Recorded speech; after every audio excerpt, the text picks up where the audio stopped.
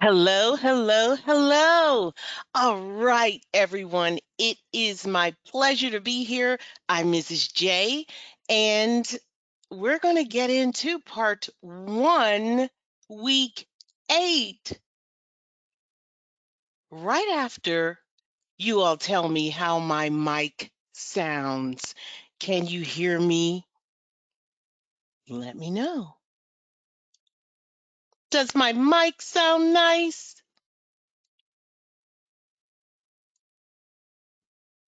Check one. All right, outstanding. Okay. Good deal. Someone said check one. All right, let's get into it. It is my pleasure to kind of end things for you. But we have to say the copyright. CPT is copyright of 2023 AMA. CPC is a registered trademark of AAPC. Keyword concept, FTR, CHUN, AMCI Fab 7, Flip Tap are all trademarks of AMCI. And the credentials, CPC, CRC, COC, CPMA, CPB, CPPM, CPCO are all owned by AAPC. And the credentials, CCA, CCS, CCSP, are all owned by AHIMA. Now let's get down to the business of medicine. And yes, you will be tested when you take your CPC. You will be tested on knowing a lot of these subjects. Now, you don't have to have mastered them, but you do have to be familiar, and that's my job today. I want to make you familiar specifically with Medicare and the parts of Medicare, HIPAA, and what is HIPAA? What is PHI? What are the covered entities and minimum necessary? We are also going to talk about soap. What is soap? And for the first time, I'm going to have a discussion with you about MCDs, specifically LCDs and NCDs. Also, we're going to talk about the OIG compliance and work plans, and we're going to end things with fraud and abuse. All right, these sound like boring subjects, so I'm going to do my best to make them interesting. Oh, and by the way, all of these subjects are our goals of the discussion.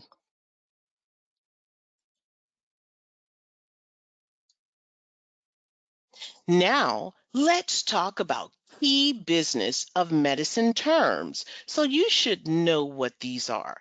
You should know what a professional coder is. I don't think I need to define that. Well, just in case, professional coders are coders who code for professionals. Yeah, they code for doctors, qualified healthcare practitioners, etc. And they also code for durable medical equipment. Yeah, that's pretty much them. And often they get their CPC. Facility coders code for the facilities. They code for outpatient facilities and inpatient facilities. So that means if they're not coding for the professionals, they're coding for that facility and all things owned by that facility. And provider. Provider is anyone or an entity that renders medical care, service, or supplies. These are providers. So a doctor is a provider, right? Yeah, we all know doctors are providers. Did you know there are two types of doctors, medical doctors, not medical doctors, but there are two types of physicians. Physicians, go ahead, type in the chat. Did you know? And if you do, write the different types of doctor, the two different types.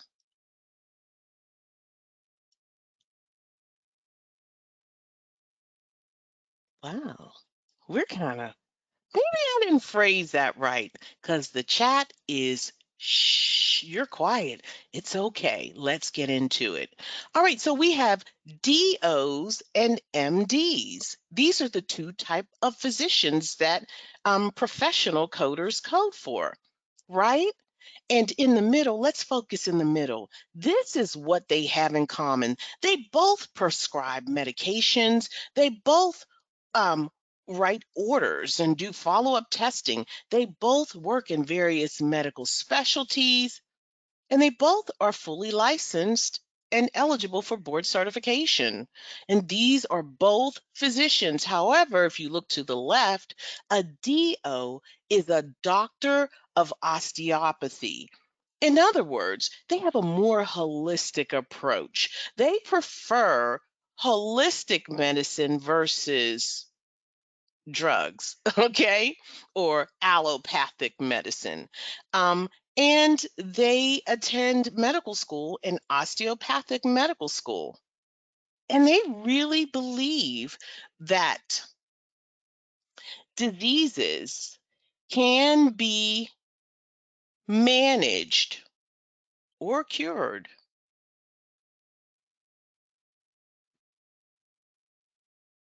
I want to say this. I don't like to say things generally. So they typically, let's say typically believe that the spine and proper alignment of the spine is directly correlated to a healthier body. I like that. Now we get on over to the MDs. They believe in treating symptoms, right? Symptom resolution approach. They adhere to allopathy. That means they prescribe medications and they attend allopathic medical schools. But nonetheless, they are both physicians and they both can use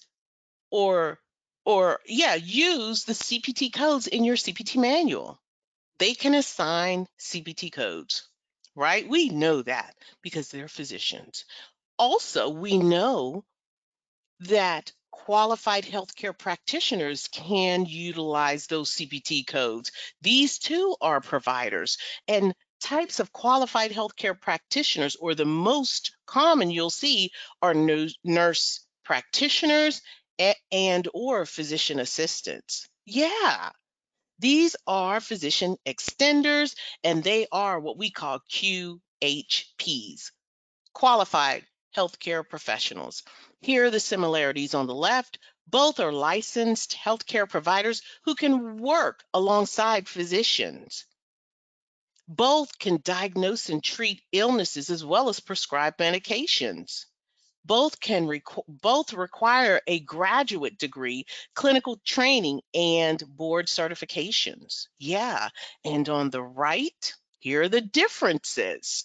Nurse practitioners attend a graduate nursing program. Physician assistants attend a master's program based on medical education.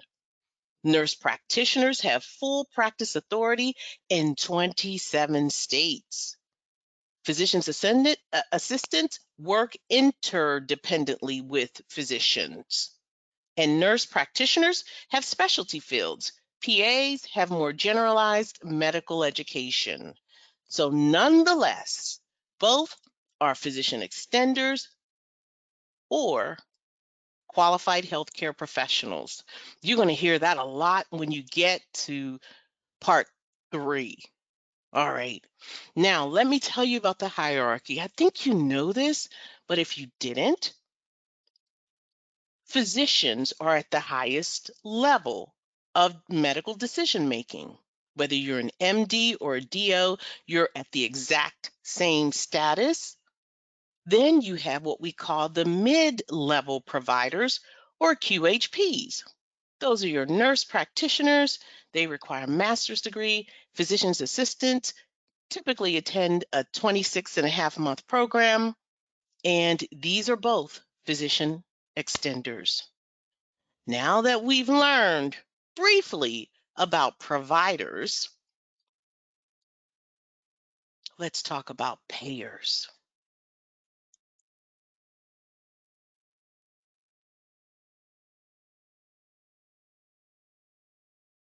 All right. So maybe I should have asked you before I moved on. How are you doing? Are you okay with those providers? Do you understand the difference?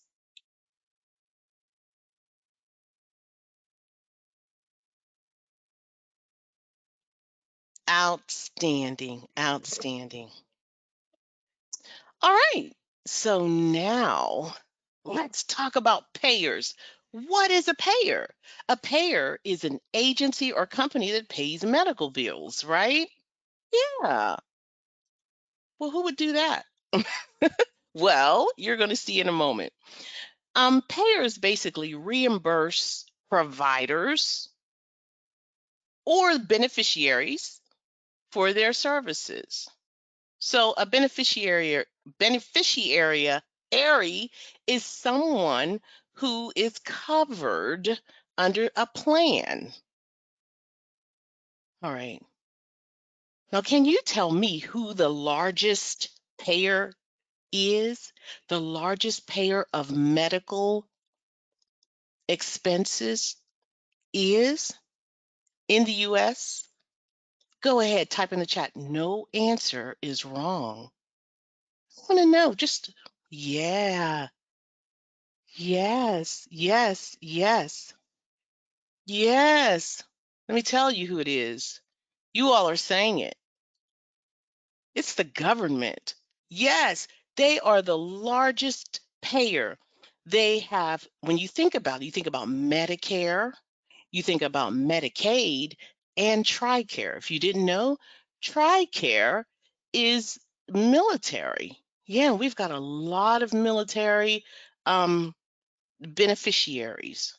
All right. And if you didn't know, Medicare is for our seniors, and Medicaid is for the people who cannot afford health insurance. And of course, some of you were naming the other payers. We have private insurers or third party payers. I saw United Healthcare come through the chat, Blue Cross Blue Shield, HMOs, PPOs, POS. I can just go on. MCOs. Oh goodness. Well, just so you know, of the private payers, United Healthcare has taken over and they have become the largest private payer. Yeah, they've beat out Blue Cross Blue Shield. Did you ever think? All right. So now that we know what a payer is, and the largest payer is the government, I want to talk about that largest payer, right? I want to talk about Medicare and Medicaid.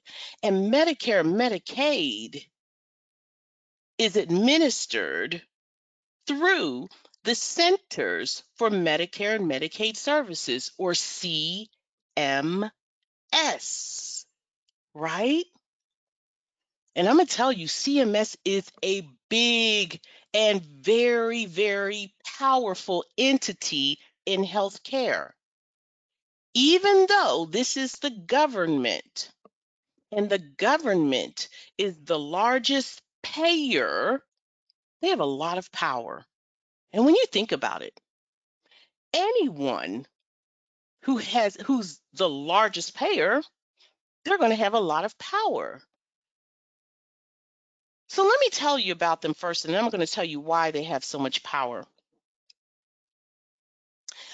CMS was established in 1965 for seniors, and the original name was Healthcare Financing Administration. And I know this company as HICFA. That's what we called it back in the day, but today it's CMS. So in 1965, they developed into this very large entity, and they regulate the payments for Medicare and Medicaid. Then in 1977, they changed their name to CMS, and they also included CHIP, and that's for children, as well as HIPAA. HIPAA became integrated in a lot of their doings. And HIPAA came about in 1965 as well. But since its inception, CMS played a crucial role in administration and oversight of Medicare and Medicaid, and they came up with lots of rules. And these rules were assigned to providers. And they say, hey, if you want to if you want to get paid by us, you have to do the following things. And providers jump through hoops to do them so that they can get paid. And these hoops are kind of rigorous. So providers kind of and other payers kind of follow suit. They kind of do what CMS does for everybody, if it makes sense. Sometimes payers come up with their own policies, but CMS, they regulate. And if you didn't know, CMS regulates ICD-10-CM. That's the diagnoses. They are one of the 4 cooperating parties responsible for ICD-10-CM. CMS regulates PCS coding. Yeah, I know you all may not know about that, but when you get higher up and you go into part 5, you're going to learn about PCS coding. So they are very powerful. All right, I may have digressed, but I'm back. Now, we know that Medicare is medical coverage for patients 65 years of age or older, for the blind, the disabled individuals, and people with permanent kidney failure or end-stage renal disease. And Medicare is funded by the federal government, whereas Medicaid is a jointly funded program.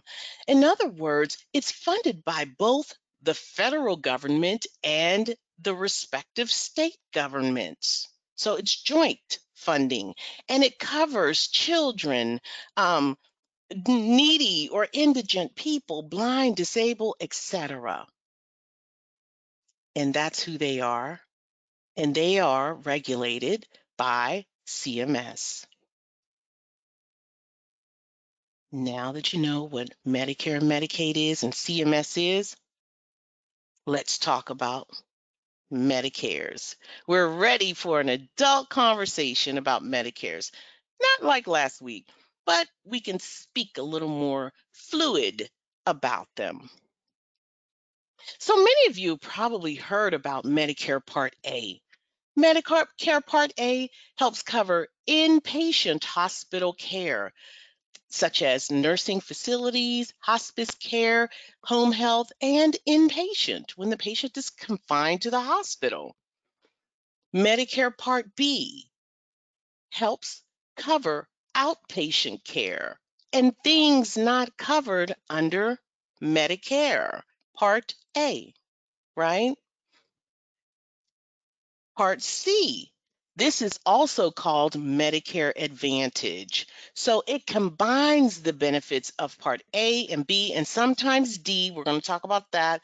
The plans are managed by private insurers approved by Medicare, and they may include PPOs or HMOs. In Part D, this is the prescription drug. So inpatient hospital is Part A. Part B, outpatient and things not covered under Medicare Part A. And just know, Medicare Part B is not inpatient. Part C is Medicare Advantage. And how can I explain that? I do want to let you know that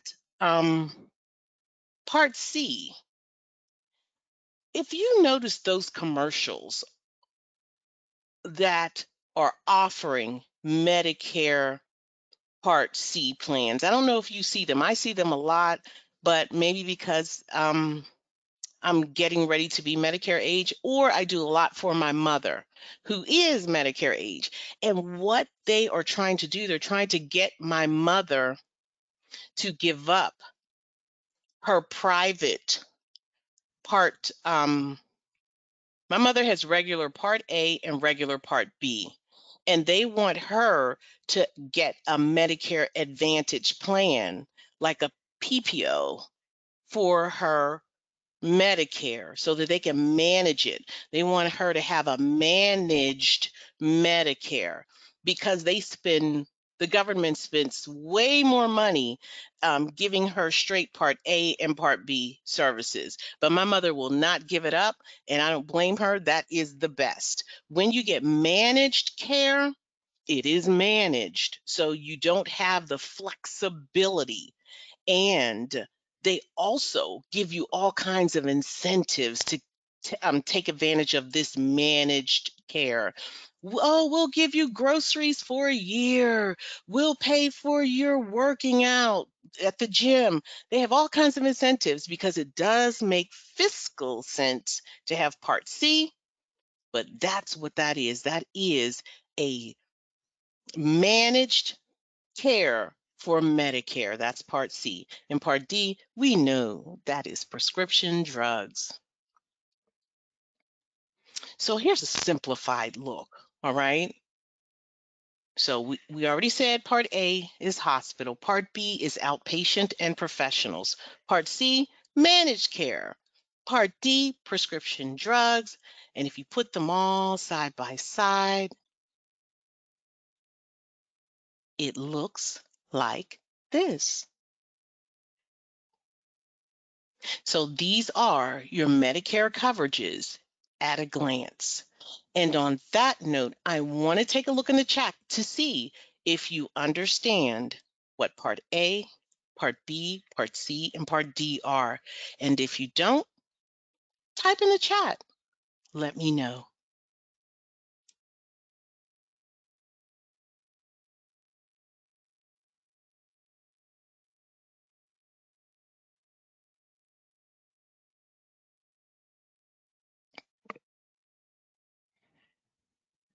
Okay, I got a few yeses. If you don't, say, hey, I don't understand this. And I understand we have quite a few international students and they may not be able to perceive our health insurance, and I get it. So if you need more clarification, I am here. Right. Someone said they understand too well. I know what you mean. All right, so now I want to shift gears and I want to talk about HIPAA, right? HIPAA. A lot of people hear about HIPAA. This is my HIPAA violation. HIPAA, HIPAA, HIPAA. What is HIPAA? Well, HIPAA is the acronym for the Health Insurance Portability and Accountability Act of 1996. HIPAA today provides federal protections for personal health information when held by covered entities. Now, when HIPAA started in 1996, it didn't have anything to do with that. HIPAA, if you think about the acronym Health Insurance Portability and Accountability Act, HIPAA came about because people who had jobs could not carry their insurance with them. Their insurance was not portable, like a portable radio, you carry it. The young people may not know what I'm talking about, but the older people may. Their insurance wasn't portable. Once you left your job, you lost your insurance. Or they had these exclusions, these 90 days. Patients typically had, well, excuse me, employees had to wait 90 days before their insurance kicked in. Can you imagine if you had a chronic illness and you had to wait 90 days to get a prescription of, let's say, high blood pressure medicine? That would be disastrous. So that's why HIPAA came into being.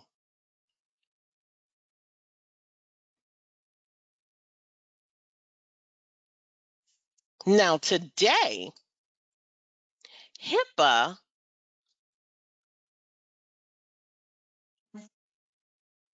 focuses on protecting A patient's personal health information, PHI, personal health information, protected health information. And that largely has come about. Well, the change has come about largely due to the internet and hackers and all of the mischievous things that people do with people's data. So that's why HIPAA is what it is today. And today, a key provision of HIPAA is safeguarding the patient's health information. And that's what providers have to do. And the people responsible and bound under HIPAA, they're actually covered entities. So everyone is not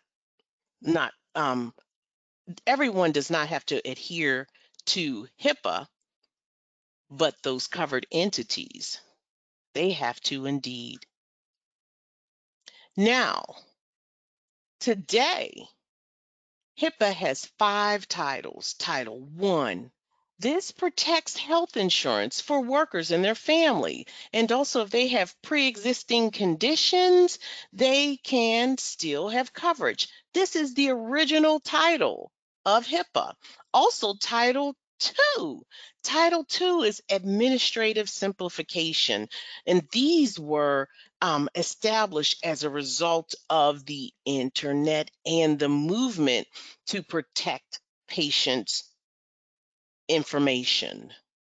And then you've got Title 3. These are guidelines for pre-taxed medical spending accounts. Title 4 sets guidelines for group health plans. Title 5 governs company-owned life insurance policies. But when it comes to HIPAA and us as a coder, it is Title II that we have to be familiar. Title II of HIPAA, known as the Administrative Simplification AS provisions, requires the establishment of national standards for electronic health care transactions and national identifiers for providers, health insurance plans, and employers. Also establishes privacy rules. So HIPAA, they got a lot of regulations packed in that little paragraph. Now, as coders, our focus is protected health information. But what is PHI? Or personal health information? PHI is used interchangeably for protected health information or personal health information. So, what exactly is it? What is personal health? What is the personal health information that we are protecting in healthcare? Anybody know what we're protecting? Indeed. Somebody said medical records and identifiable patient information. I love it, but let me break it down just a little more. Anything that links the patient to his health status. Anything. That's it. Anything. I said in healthcare. Okay. Anything that links the patient to their health status, that needs to be protected.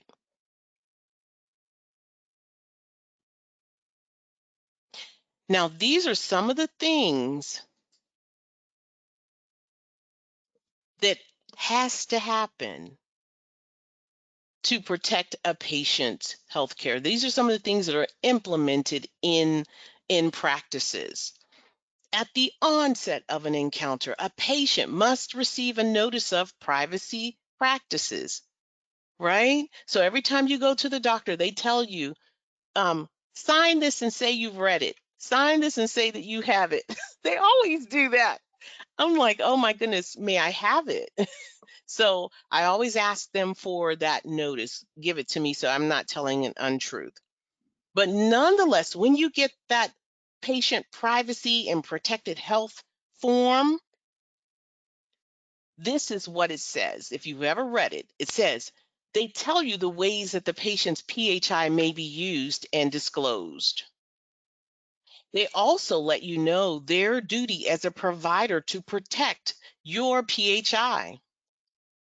They also tell you that if you feel that your PHI has been violated, you have the right to complain to Health and Human Services and a point of contact for further information and complaints. That's what should be on there. And finally, specific distribution requirements for providers and plans. So they're talking about distribution of your PHI.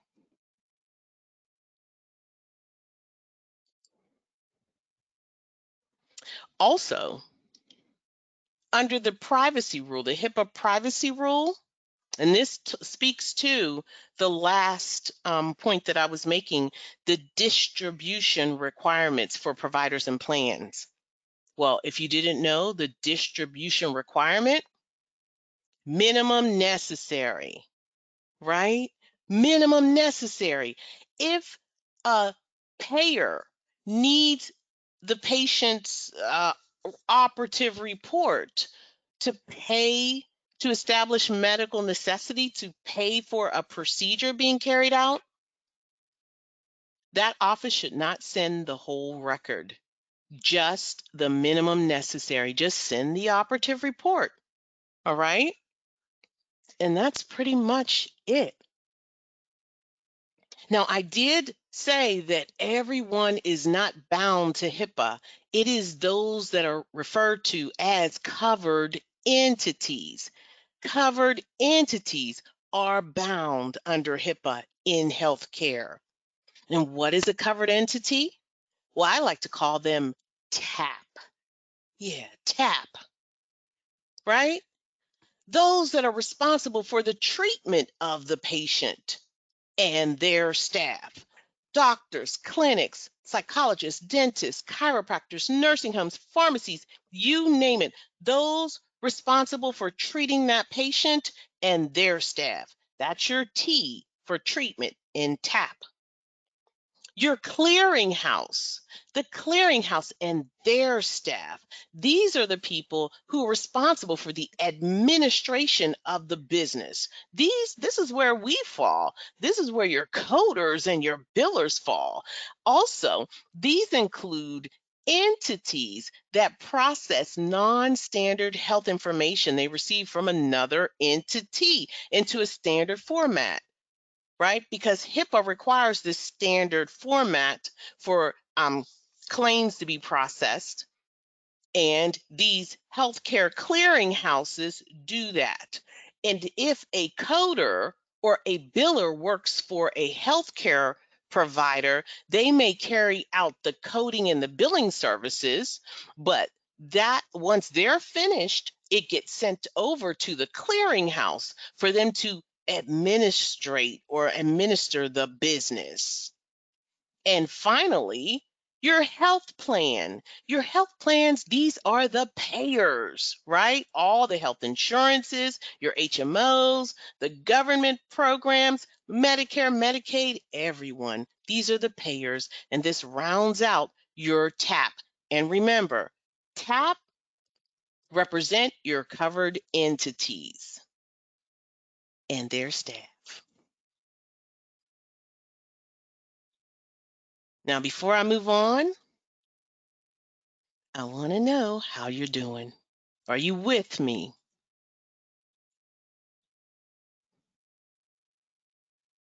Type in the chat.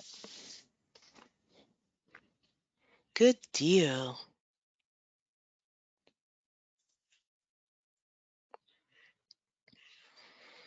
I want at least half of the class to respond.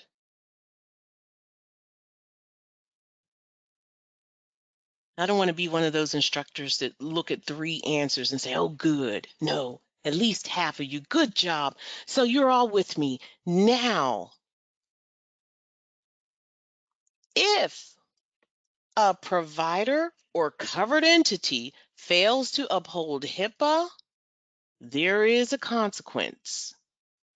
You can file a claim through the Office of Civil Rights. If at any time your PHI has been violated or anyone's, they can file a claim through the Office of Civil Rights. And just so you know, there are two um, oversight agencies. You have the Office of Civil Rights. They're responsible for enforcement of patient privacy.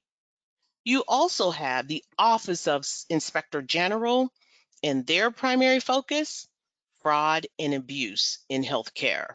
And we're only talking about in healthcare. All right? So let me quickly just tell you a little bit about the Office of Civil Rights. This is under the Health and Human Services, HSS, and so too is CMS, right? And they enforce federal and civil laws and HIPAA. So they also encourage teaching health and social service workers about civil rights laws. They endorse and espouse education in communities, and they investigate civil rights cases. Now, when it comes to the Office of Inspector General in healthcare, this too is a government tasks agency, and we're going to talk more about it. But nonetheless, their focus in healthcare is to investigate fraud and abuse. And I'm going to leave OCR and OIG. And now I'm going to turn our attention to medical necessity. And the reason medical necessity is directly related to fraud and abuse. It's directly related because doctors have to substantiate medical necessity before they can carry out anything, before they can carry out a procedure. Yeah, they have to. The federal government mandates that all procedures be medical necessary before it's paid. And when we say federal, we're talking about Medicare. And when what Medicare does, often others do the same. They follow suit. So what is medical necessity? Well, Medicare defines medical necessity as services or items reasonable and necessary for the diagnosis or treatment of illness or injury to improve the functioning of a malformed body member. To put it simply, your diagnosis, or you must have a diagnosis to justify every procedure or service. Yes, you have to have a diagnosis to justify a procedure, but not just any diagnosis, a specific diagnosis, right? Yeah, I have an exercise and I want to see if you understand what I'm talking about. So this is called link the procedure to the diagnosis to determine or substantiate medical necessity, right? So if Medicare says that you need a diagnosis before you can carry out this procedure, what is that diagnosis? All right, so we've got prostatectomy on the left. On the right are a list of diagnoses. Of the following, which diagnosis will substantiate medical necessity? Will it be conjunctivitis, pilonidal cyst, fibroid uterus, tonsillitis, diabetes mellitus, prostate cancer, disc herniation? Go ahead, type your answers in the chat, and you all were raining through that chat. At least 3 of you.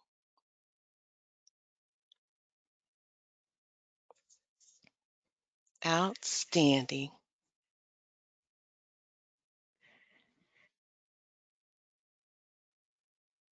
Good job. 100% of you got it right so far. Go ahead, give it a try. Good job.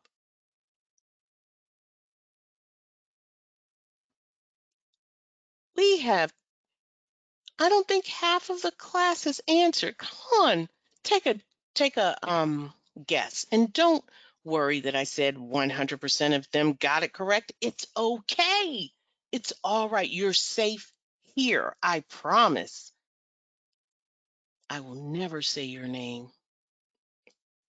All right. So if you said prostate cancer, absolutely, because prostate cancer substantiates medical necessity for a patient to have a prostatectomy, right? You're going to remove the prostate, you better have prostate cancer or something like that. All right, what about tonsillectomy? What is the diagnosis that will substantiate? Is it conjunctivitis, pilonidal cyst, fibroid uterus, tonsillitis, diabetes mellitus, or disc herniation? Go ahead, type your answers in the chat. Good deal. Very, very good. You said tonsillitis. Outstanding. All right. What about a cervical discectomy? Not cervical. I'm telling on myself. What about a discectomy? Go ahead. Put your answers in the chat. Good job. Good job. And the answer is disc herniation. And finally, hysterectomy. What say you? Of the remaining, which diagnosis will substantiate medical necessity for a hysterectomy? All right. They're coming in there, coming in, coming in. Absolutely. Fibroid uterus will substantiate medical necessity. Outstanding. So you get the picture, right? So Medicare says, hey, if you want us to pay for these procedures, the diagnosis must justify that procedure. Now, how did you all ever think about how providers come up with a diagnosis, let alone establish medical necessity? How did they do it? Well, maybe you haven't thought about it, but I did. Yeah, so I'm going to tell you how they do it. Doctors determine medical necessity based on the following. When a patient comes to see them, doctors will document a SOAP, SOAP. And SOAP is the acronym for subjective, objective, assessment, and plan. So their documentation must have a SOAP. And you may say, what is a subjective? Well, a subjective is what the patient says to the physician. So everything the patient says about their condition. So it's the patient's statement about his or her health. And the patient explains all of the symptoms, um, the timing, the intensity, etc. This is the patient's version, not the doctor. Now, the doctor may prompt the patient by saying, "What brings you here today?" And the patient will say, "I've had a fever, ear pain, and sore throat for the past 3 days."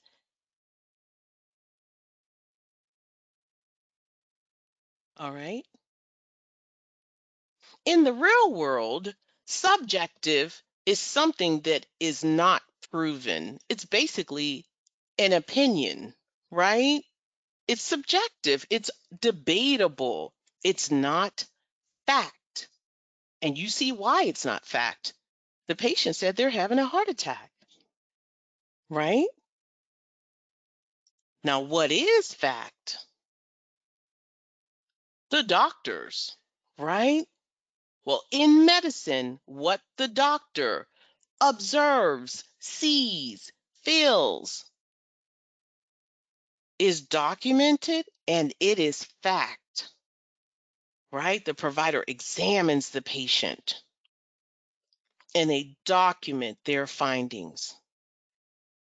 That's a fact in medicine. Then, after the subjective and objective, the doctor does their work. The doctor will evaluate all of the data and make a conclusion. And that conclusion is the doctor's diagnosis. And that diagnosis, that's a fact. And finally, the plan. The plan is what the doctor is going to do to treat that illness, his course of action and treatment plan. This is how we're going to fix it, repair it, or cure it. So that is a SOAP. SOAP is the acronym for subjective, objective, assessment, and plan. And this is what the provider documents in the assessment.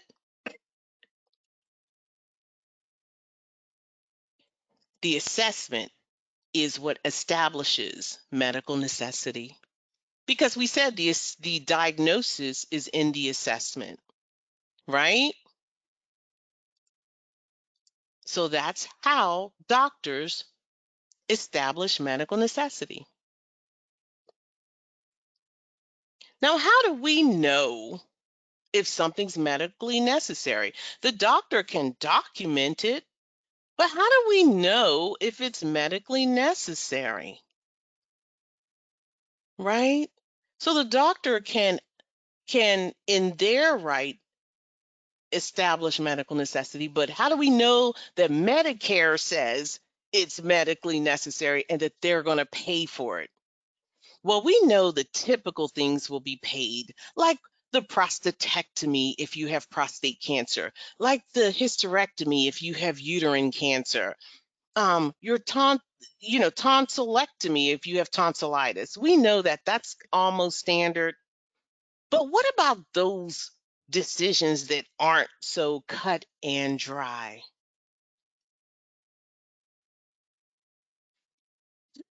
We know. How do doctors know if something's going to be paid or not? How do they know if it's medically necessary?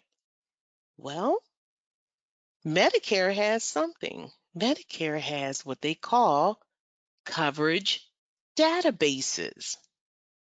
And you use these databases when the diagnoses may not justify the procedure, or when you're not sure if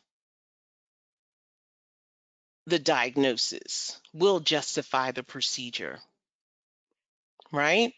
And these databases are called, well, there's one major hub called the National Coverage, um, Medicare Coverage Database, right? That's where you go. You go to the MCD, and in the MCD, you'll find the national coverage determinations and the local coverage determinations, right? So national, the difference between the two, national coverage determinations are coding guidelines released by CMS.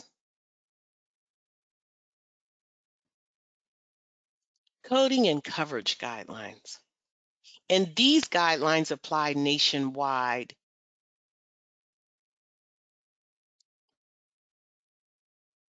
Look at this, and to U.S. terrorists.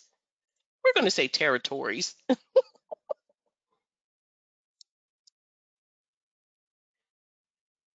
There you go. All right, applied nationwide and to U.S. territories.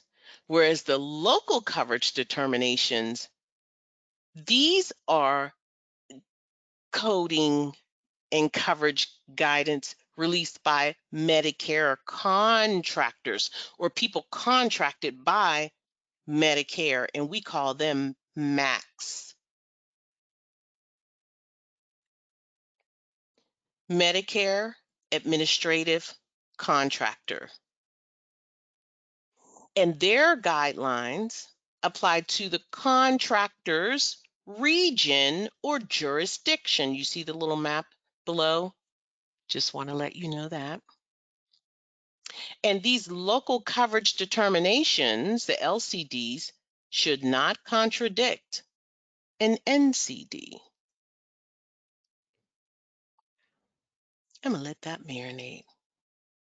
So NCDs are national coverage determinations, LCDs, local.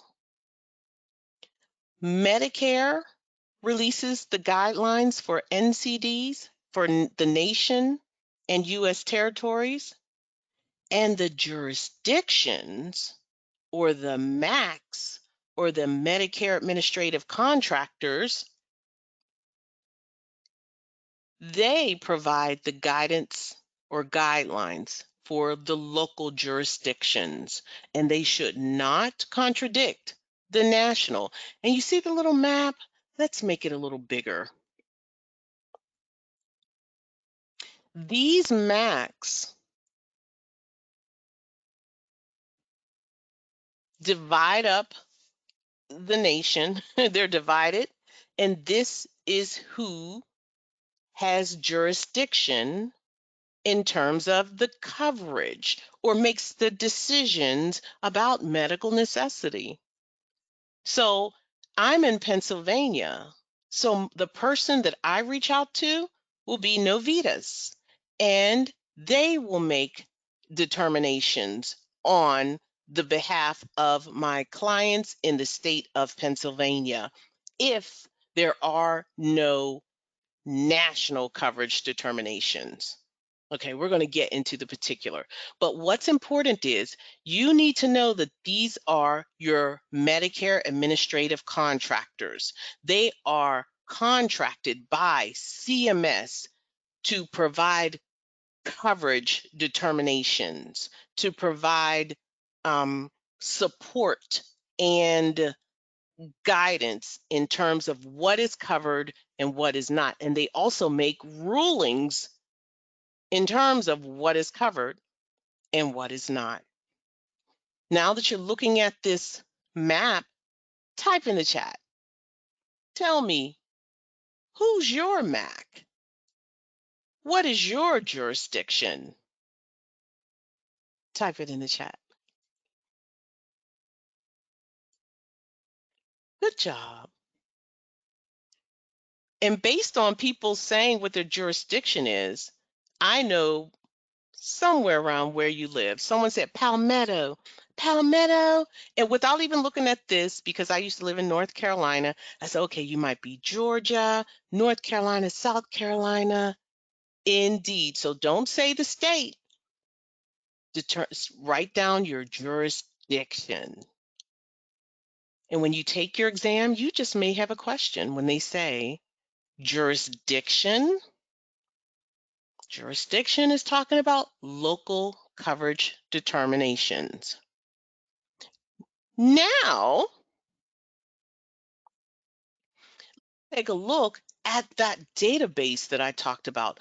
I talked about that Medicare MCD, Medicare Coverage Database, and it looks like this. Yes, CMS administers it, and this is a whole database about coverages. Now, how do we use it? Well, we use it to access the NCDs and the LCDs, right? So I'm just going to walk you through a scenario. Not scenarios like we usually have, but a scenario. So this patient desires sterilization, but she wants a hysterectomy. She said, hey, I don't want to deal with none of that monthly stuff. Just give me a hysterectomy. Let me get it over with. So Dr. Kim says, that doesn't sound like it's going to get paid. So I need to determine if this hysterectomy will be medically necessary. So Dr. Kim does the following. She logs on to the CMS MCD. She looks first for the national coverage determination. And if there's no national coverage determination, she looks for the LCD. So let's go ahead and walk it through. This is what Dr. Kim did. She typed in hysterectomy. She placed her state.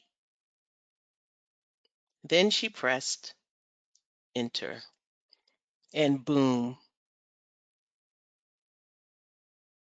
I think I'm a little backwards. She shouldn't have come here first. Give me a moment. How did this happen?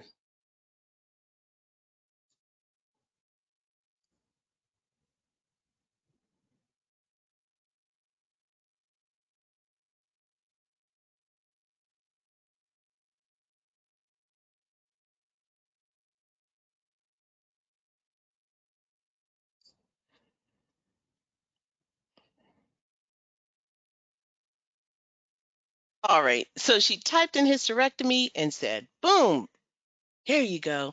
So sterilization comes up and she reads, this is the publication, the manual title, the version number, and she continues. Here's the description.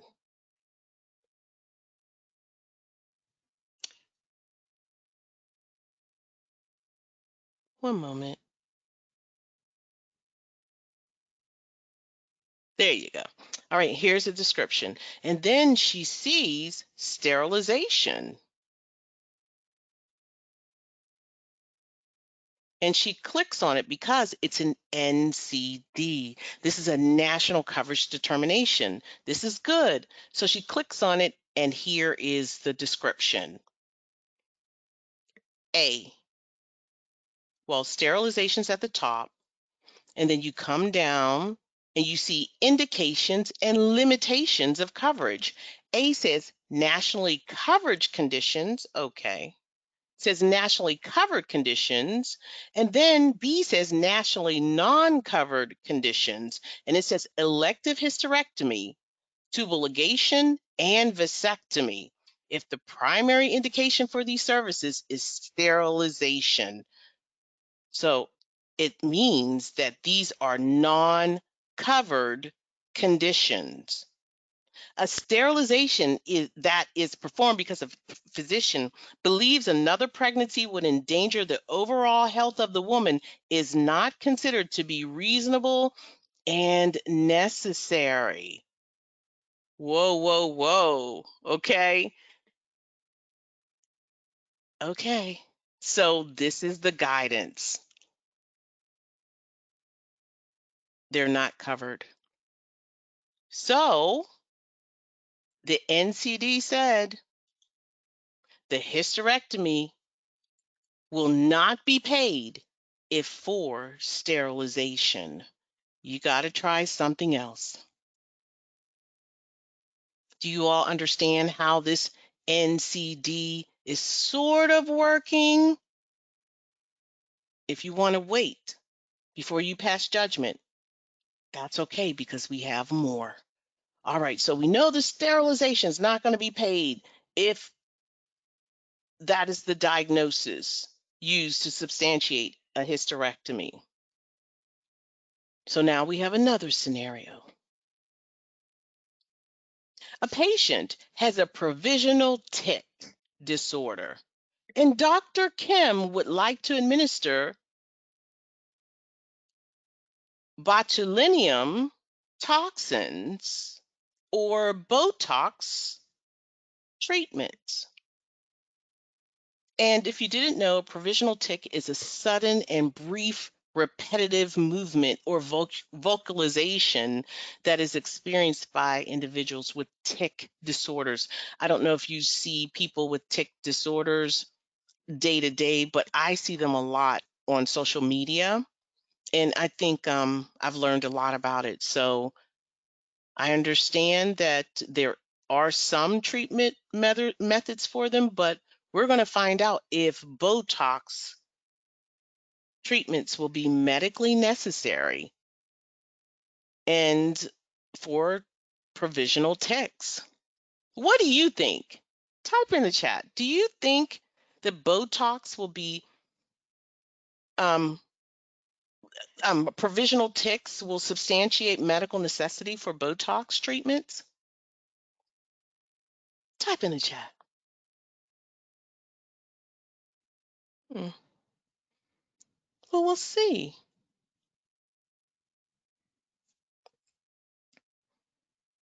We'll see. You know what? Let's see. Well, just so you know, Dr. Kim is going to log on to CMS MCD.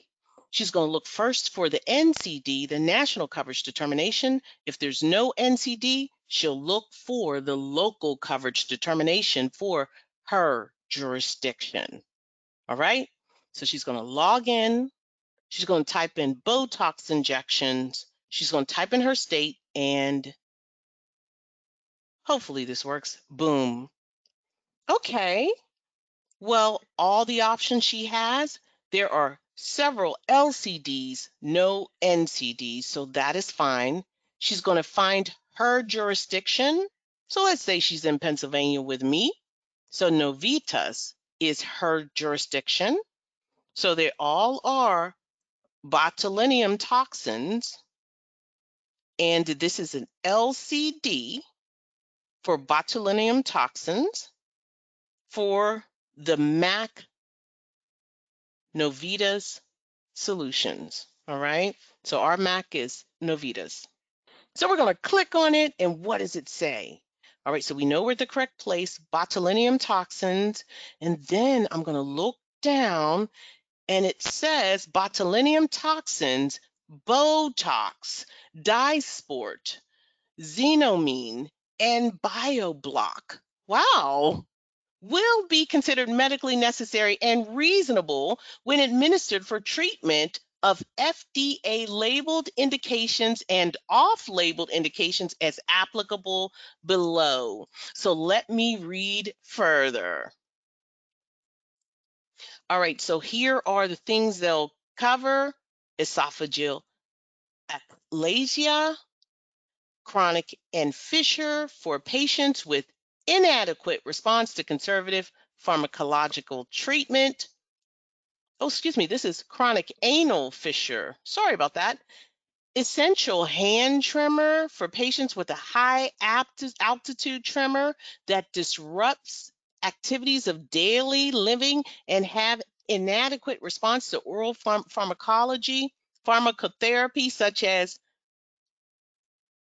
propranolol and primidone, focal limb dystonia, hemifocal spasm in hemifacial spasm in adults, cranial nerve, VII disorder, isolated oromandibular dystonia in adults, laryngeal dystonia, spastic dysphonia for abductor type, bothersome simple motor tics in adolescents and adults with the benefits of treatment outweighing the risks.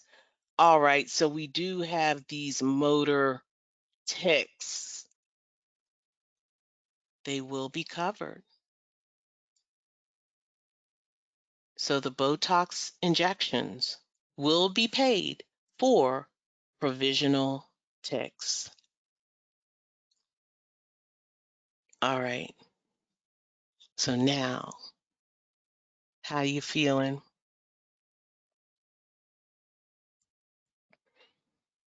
Okay, so we're understanding a little more. Okay, I got one more. We're going to go in and we're going to see Dr. Kim. Here's a patient here. She says, "Hey, I had a breast reduction last year, but I'm not pleased with the appearance. The breasts are still sagging, and the patient desires a breast lift or a mastopexy." Dr. Kim says, "I don't know if that mastopexy will be medically necessary, but I'm going to check." So she logs into the MCD and she types in mastopexy, types in her state and search.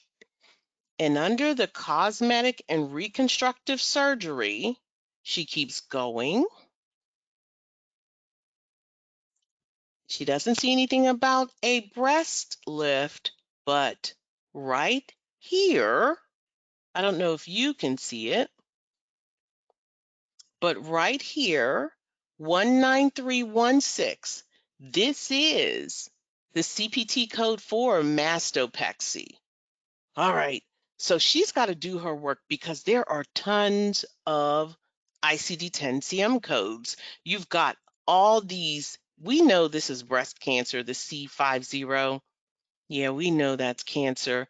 And we're looking through all of the cancers, and then we start seeing some different diagnoses. Still some labular carcinoma, intraductal carcinoma. We see that, but we get down and we look at everything. And there's still carcinoma. However, when you get here, you see an N65.0. This is the deformity of reconstructed breast. And then you have N65.1, disproportion of reconstructed breast. I don't know, but if you keep going, you see breakdown of breast prosthesis and such, leakage, etc. And then you see this a breakdown of the breast implant, etc. And then breast implant status, etc. But it seems like these two may fall or they may not, because it depends on what the payers define reconstruction as. And I don't think this a breast reduction is defined as reconstruction, but it could be. So Dr. Kim is going to be like, well, I don't know. It may or may not.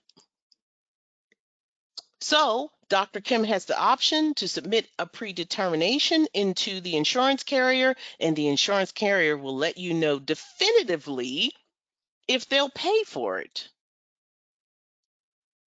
So to sum things up, when it comes to Medicare coverage database, or the MCD, to determine medical necessity, first, you're going to look in the NCD. Second, the LCD. And third, we didn't even say that. If there is no LCD, you just reach out to the Medicare administrative contractor in the appropriate jurisdiction and ask them to make a determination. Yes, that's the protocol. Now, just remember, NCDs, they develop the guidance and guidelines for the NCDs, and the MACs develop the guidelines and guidance for the LCDs. Now, what if something comes back not covered.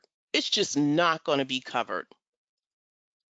Well, the provider has a duty to tell the patient that this service is not going to be covered. And if when that service is $100 or more, they have to give the patient an advance beneficiary notice, an ABN, and it looks like this. It looks like this. And if that provider fails to provide that ABN, patient may file a claim with the Civil Rights Office. And that provider will have to eat that payment. They will have to just waive it. So if a patient goes in there and they have this extensive procedure and they were not given this ABN and it's not covered, the doctor just gave away free services. And if it's a facility, they use a form called the HINN, and it looks like this. And there are various types of HINNs. You have one for pre-admission, that's HINN1, HINN2. When the hospital and doctor don't agree on the patient's admission, HINN11, medically unnecessary diagnostic and therapeutic services, and HINN12, hospital appeals. So this is an HINN 11. All right. So medical necessary is it. And so you're like, oh, Miss J, you're just really honing in on this medical necessity. What does that have to do with OIG? Because I kind of left OIG. It's a lot. Okay. But before I do that, I just want you to know this is how medical necessity is established. Number one, the diagnosis must justify the treatment rendered. If the provider doesn't know for sure, then they can access the MCD, then consult the NCD. If there's no NCD, look for the LCD. If there's no LCD, reach out to your MAC in your jurisdiction. Now, even though the government says, hey, you have to have medical necessity to substantiate procedures, providers and facilities also have to operate in a compliant way. Because it's very easy. These providers are often independent, so it's very easy for them to not document properly. So there is oversight. And that Office of Inspector General, they're going to investigate fraud and abuse. And the Office of Inspector General mandates that providers and facilities have effective OIG compliance plans, right? So this is one way that providers and facilities self-regulate so that they don't commit fraud and abuse. And one of the things they have to do as mandated by OIG, they have to conduct internal monitoring and auditing. They have to implement compliance and practice standards. They have to designate a compliance officer or contact.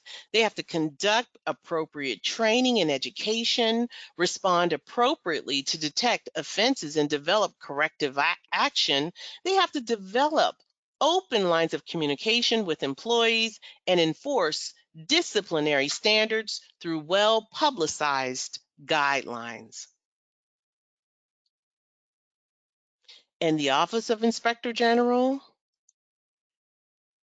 they produce a work plan,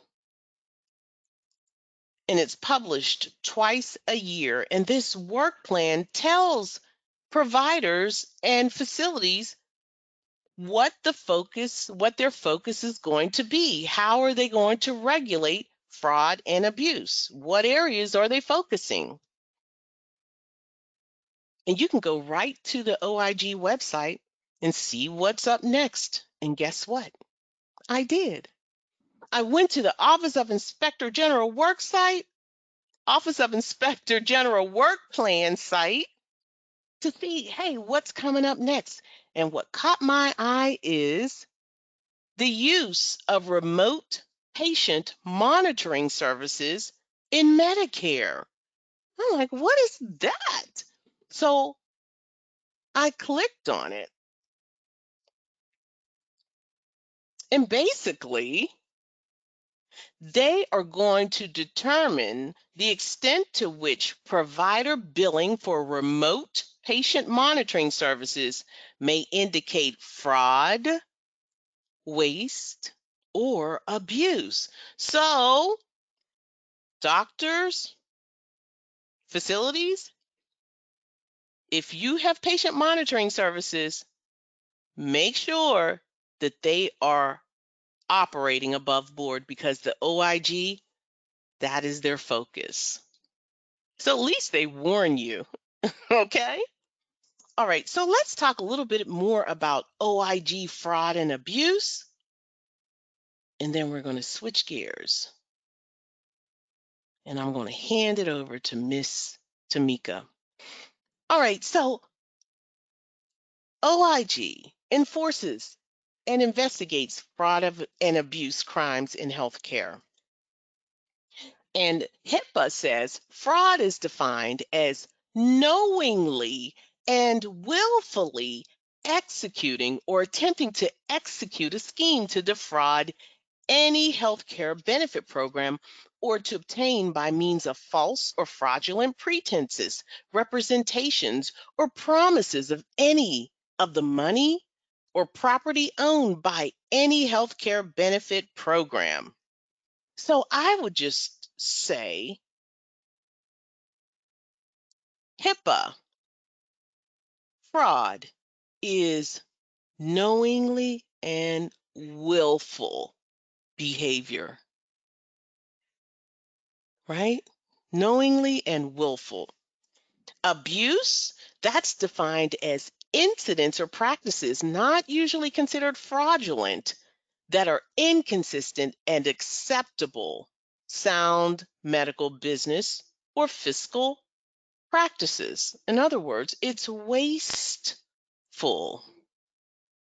And if physicians and accomplices are found to have committed fraud and or abuse, they can receive penalties, including jail time. And when I'm saying accomplices, do you not think that a coder can be considered an accomplice?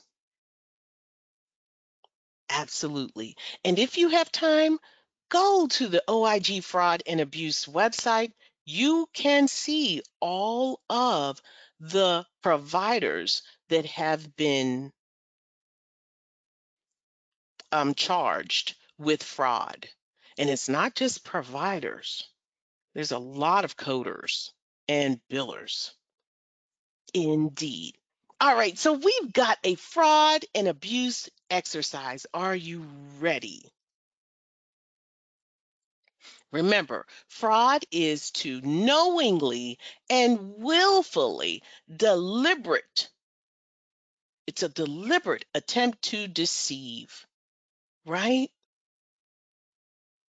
And it's also breaking any kind of law or contract. Just thought I would let you know that. All right? Is it fraud or abuse? Dr. Thomas Smith bills Medicare beneficiaries for insurance only and never collects a copayment or deductible. Is it fraud or abuse? What say you? Type your answer in the chat.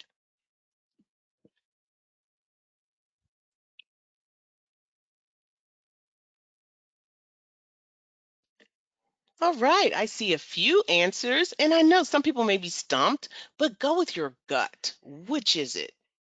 Yeah, my gut would say it's abuse. However, think about it. Every doctor has a contract with Medicare. And in that contract, it says, hey, you have to collect a copayment and you have to collect a deductible. So if they are breaking the contract willingly and knowingly, then it is fraud. Okay? Good job. Good job. And if you didn't know, now you know. And that is priceless. All right.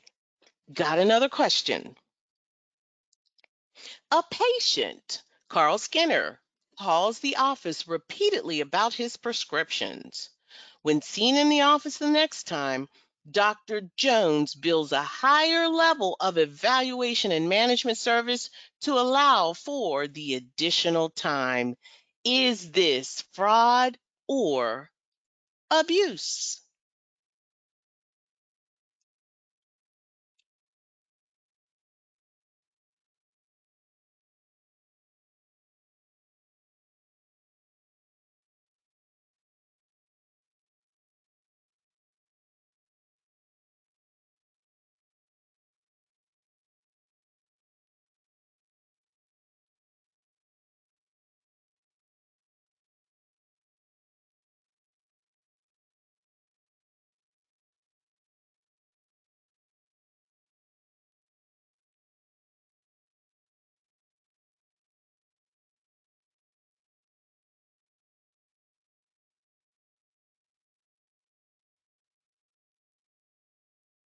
All right.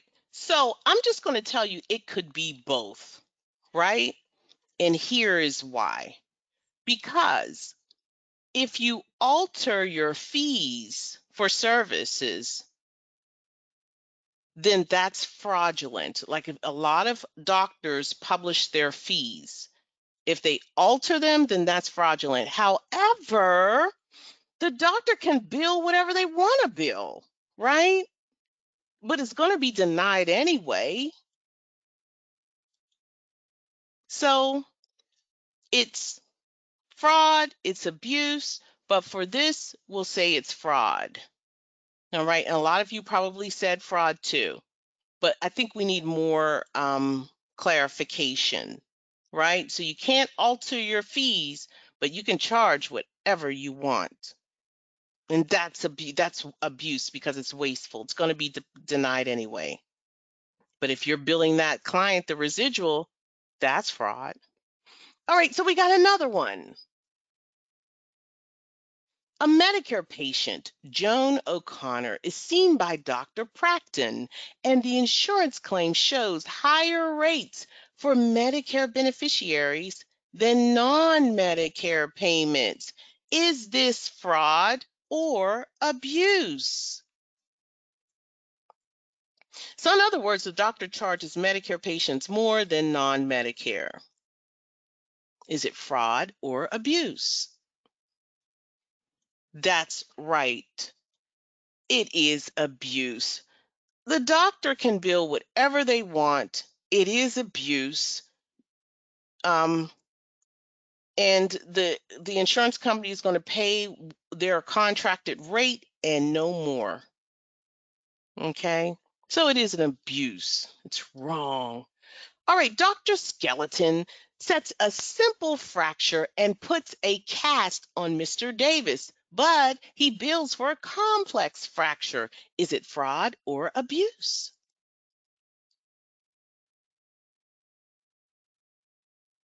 Absolutely.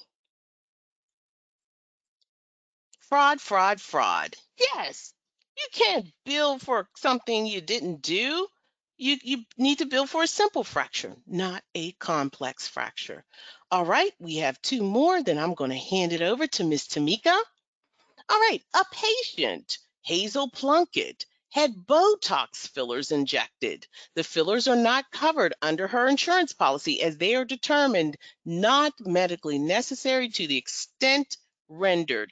However, an insurance claim was submitted.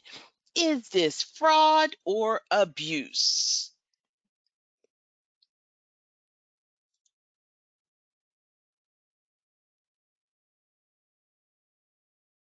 You are rock, rock, rock.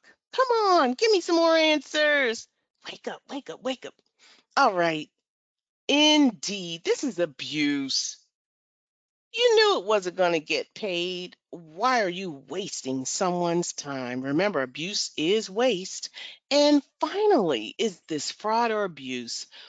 A patient, Maria Gomez, asked a friendly staff member to change the dates on the insurance claim form. The medical assistant complies with the request. Is this fraud or abuse?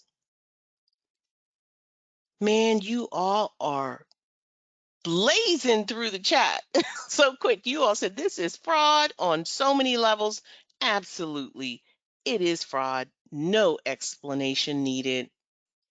All right.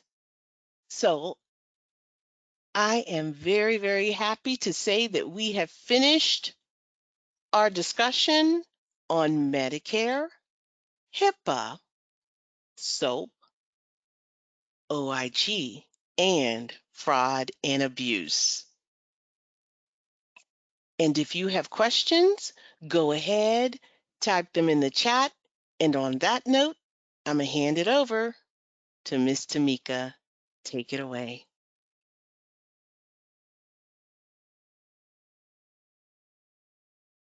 Thank you, Mrs. J. And I think that we all are sitting here going, wow, wow, wow. And I think definitely we've all learned something. I know I have. I mean, I thought I knew some things, but I have learned even more. And even more astonishing is realizing that, hey, coders, we need to understand what we should and should not do so that we are clear when others are trying to do things they shouldn't do, that we know not to get involved. So I think that's critical. And we are very clear that we have a pivotal role to play. So thank you, Mrs. J, for even more clarity and for a phenomenal, phenomenal lecture. And I think that we are clear on fraud and abuse. So we always have scenarios, but we just have a few little quick review questions just to give you a general overview of the business of medicine, some general takeaways, and this will not take long. So we're going to do just a quick multiple choice and type your answers in the chat. That the notification from the physician to the Medicare patient that a service is not covered. What is that called, coders? So I want to hear from you briefly in the chat. And the few that I have for you are going to take all of 5 minutes to go through. So let me hear from you. What is that notification called? Yeah, I see a few people is trickling in. And these are things you'll definitely want to be clear about. Yeah, I see some people putting a question mark by it. Yeah. So what do you think, coders? This is a notification from that provider that that service is not going to be covered. That is indeed the ABN, right? So what does ABN stand for? Is it advanced beneficiary notice, admitting beneficiary notice, advisory beneficial notice, or advanced benefits notification? So what does the ABN stand for? So if you weren't sure what the prior question meant, what does the ABN stand for? Now that you know that answer, that's something that we need to be aware of, that indeed, as a patient, you would want to know in advance what will be covered. You don't want to get that final notice, that past due. You're like, what? Wait a minute, that's not what they said. All right, so we must have the advanced beneficiary notice that has to be given to the patient prior to the procedure. We must know. All right, so when are providers responsible for obtaining the ABN for a service not considered medically necessary? And Mrs. J spoke about that. that it has to be considered medically necessary and how that's established. Is this after providing a service or item to the beneficiary? Or is it prior to providing that service or item to a beneficiary? Is it during the procedure or service, or is it after a denial has been received from Medicare? So, what say you, coders? When are these providers responsible for obtaining that ABN for a service not considered medically necessary? Because we already know they don't want to have to eat that bill, right? So surely folks are going to follow unless their services are going to be for free. Yeah, we've got to know prior to the service or item that is given or performed for that beneficiary. We have to have the provider to obtain that, okay, before that service is rendered. Yes. So what about HIPAA? What does HIPAA stand for? Is it Health Insurance Provider Assistance Action? Health Insurance Portability and Accountant Advice? Health Insurance Portability and Accountability Act? Or is it Health Information Public Access Act? What is HIPAA? How are you HIPAA compliant? What is it? Okay, so some of you are typing in the chat. I'm going to start sharing some of my V8 energy drink. That's what I'm going to do. That's what I'm going to do, y'all. All right, it is C, Health Insurance Portability and Accountability Act. And Mrs. J gave you definitely the backstory on what HIPAA stands for and what originally what it meant and when it came to be and why. So true or false, HIPAA mandates the usage of medical codes. What do you think? Does HIPAA mandate the usage of medical codes? And you remember, Mrs. J gave us the backstory on HIPAA and some of its functions. Yeah. Some of you remember. So it's a little bit of a split. And indeed, HIPAA does mandate the usage of medical codes. All right, so I believe this is our final one. What is the PHI? Is it the physician health care interchange or protected health information? Or is it private health insurance or provider identified incident to? So what is PHI? And this is definitely critical for us and anybody else, right? We want to be sure that with PHIB, it is our protected health information. It's anything that links us to our health status. That is your PHI.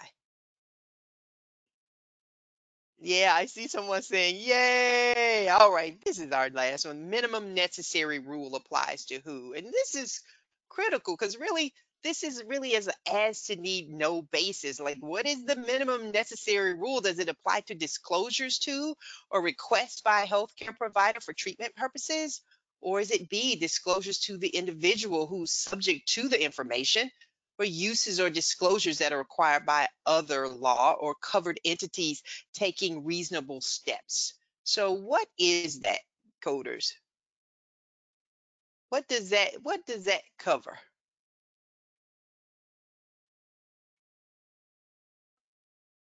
All right. So I see some answers coming in the chat. And yeah, that one is indeed D. It's covered entities taking reasonable steps. Really, you don't want anybody handling certain parts of your medical record that don't need to. It's really on an as to need to know basis, a need to know basis. So congratulations to you, coders. Yes, you have made it through your first 8 weeks and you have moved through part one. We are so excited and delighted that you guys have taken these first steps. Again, you have laid the groundwork and it's time to move on to some more coding, some in-depth coding. And we're looking forward to you joining us. You all are amazing team. I thank each and every one of you, to Miss Geetha for being phenomenal, being a co-lead to these part one coders and for helping the team and interns. We cannot do it without you. You all help to extend our reach and to make the experience of our Part 1 coders phenomenal. And we thank you. Your efforts are greatly appreciated. As always, we really appreciate you, coders. Use this time to get that work done, and we will see you in Part 2. All right. Have a great one, and we will see you all again real soon. Have a great day, coders.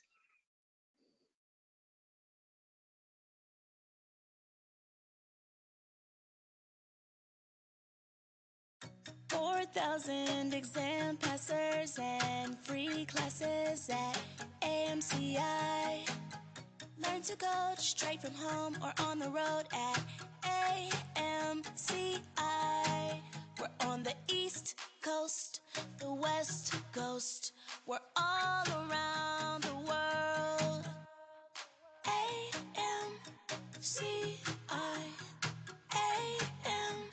AMCI.